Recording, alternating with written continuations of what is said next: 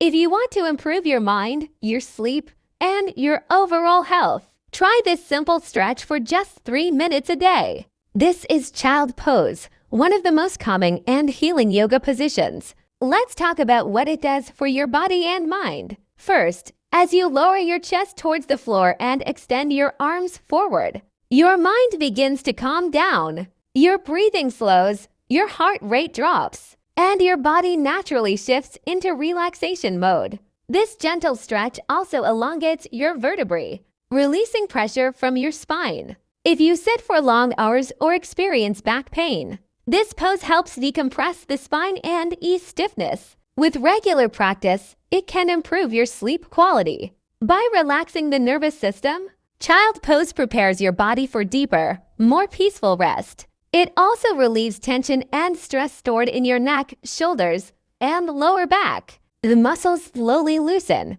and the body becomes lighter and more comfortable. This pose also relaxes the back muscles, especially around the lumbar region. It allows tight muscles to soften and regain flexibility.